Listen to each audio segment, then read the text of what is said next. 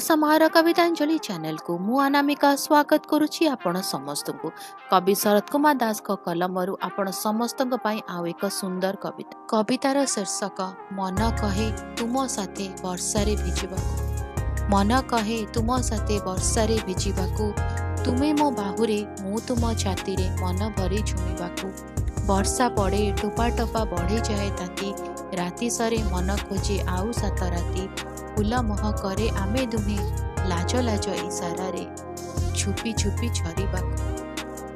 तारा आउ फुटे नाही जन हजि जाए, डर पसे निद भांगे राति अधरे।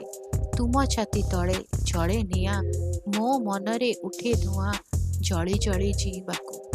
केमिति ए मेघ गोटे रातिर पसरा, केबे भरा निद केबे लुहर असरा।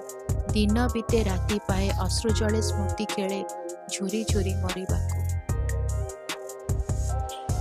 कविताटी केमती लगिला? भल लगिला ना? जदि भल लगिला तो कौन करेंगे जानी, वीडियो टिके लाइक करदेबे, आम मानकु भल लगिबो।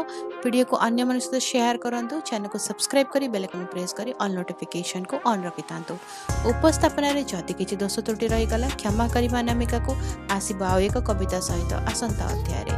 आज्ञा दियंतु, रहुछि, नमस्कार।